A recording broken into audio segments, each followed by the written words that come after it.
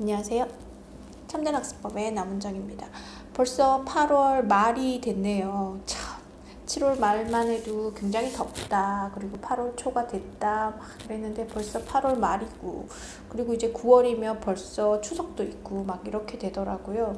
도대체 돌아보면 뭘 한 게 있는데 벌써 8월이 끝난다라고 하면 벌써 3분의 2? 한 해의 3분의 2가 끝났고, 가을이 지나고 나면 거의 이제 마무리를 해야 될 것 같은 그런 느낌이 들잖아요. 작년에도 그랬지만 올해도 참 뭔가 분주하기는 한 것 같은데 잡히는 것 없이 여전히 좀 어수선한 그런 시절을 보내고 있는 것 같아요.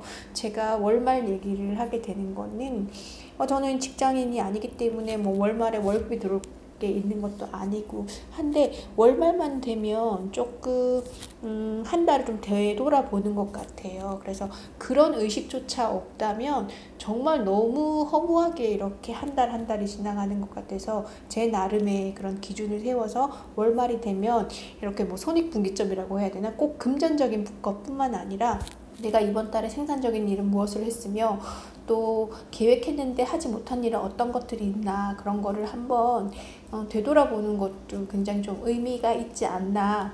원래 저는 글을 쓰고 있었잖아요. 글을 썼었거든요. 이게 현재 진행형으로 말하기에는 너무 손을 놓은 지 오래돼서 글을 예전에 썼었는데, 그리고 쓰려고 했었는데 현재는 하지 못했던 거를 월말별로 저는 좀 생각을 하는 것 같아요. 이번 달에는 글을 어느 정도로 썼고 어떻게 보완해 나갔으며 뭐 이런 것들에 대한 정리를 한번 하는데, 이제 월말이 다가올수록 그런 조급한 마음이 들면서 제가 조금 더 집중하게 되거든요.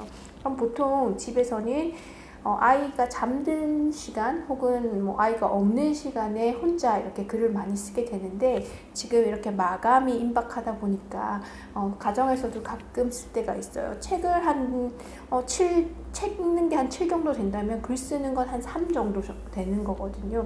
이거를 쓰는 걸 조금 더 늘리려고 하는데 생각보다 쉽진 않더라고요. 그래서 아무튼 그걸 말씀드리려고 했던 게 아니라, 비중을 보자면 저는 7만큼 읽고 3만큼 글을 쓰는데 저희 아이한테 가는 영향은 그거와 상관없더라고요.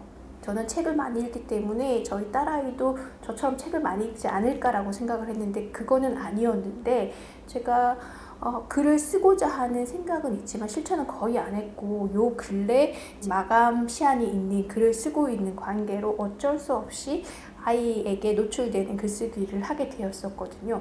몇 번 보여지지 않은 것 같은데 뭘 쓰는지 저한테 물어보더라고요. 그래서 내가 엄마 뭐해? 라고 해서 글 쓰고 있어. 어떤 글을 쓰는데? 소설을 써 라고 했더니 물어보더라고요. 소설이 뭐야? 그냥 이야기, 진짜 이야기, 가짜 이야기 둘 다 돼. 그랬더니 그럼 나도 써볼까? 라고 하더라고요. 그래서 뭐 못할 건 없을 것 같아서 그래? 라고 했더니 그날부터 장장 1시간을 쓰더라고요. 엄마 너무 재밌어. 그래서 보여줄 수 있니? 라고 했더니 그건 안 된다고 하더라고요. 그래서 분명 초등학교 3학년이기 때문에 뭐 내용의 깊이가 있거나 그러진 않은 것 같아요. 그래서 언뜻 봤더니 무슨 시나리오 같은 걸 쓰고 있던데, 그 아이가 잠들 TV를 굉장히 좋아하거든요. 그러면 그 사이사이 주고받는 대화들을 만들고 있는 것 같아요. 그래서 저희 딸아이는 그림 그리는 걸 좋아해서 만화 캐릭터 이런 것들을 그리고 있고, 만약에 얘가 그쪽으로 만약에 잘 나간다면 그 순수 미술을 하는 그림 쪽보다는 그런 스토리 전개가 있는 만화가라든지 웹툰 쪽으로 가지 않을까라고 생각을 했었거든요. 근데 그 그림 실력에다가 지금 쓰고 있는 이 스토리 아직 미약하지만 지금부터라도 이렇게 재미를 붙여서 쓰게 된다면 조금 더 자기 꿈에 가까워지지 않을까라는 생각이 들더라고요. 그래서 우리 딸아이가 글을 쓰게 됐다 아니었다가 아니라, 제가 오늘 말씀드리고 싶은 건 부모님들이 내 아이가 이 부분만큼은 꼭 닮았으면 좋겠다, 했으면 좋겠다 라는 걸 설정을 가지시고 일을 진행을 하시잖아요. 아까 저처럼 저는 책을 7 정도로 읽으면 쓰는 건 한 3 정도밖에 되지 않는데, 아이한테 끼치는 영향은 그 읽는 7보다는 쓰는 3이 더 크게 영향을 미친다라는 그거더라고요. 내 의도와는 달리 아이가 받아들이는 건 자기 관심 분야만큼 연결이 된다는 거죠.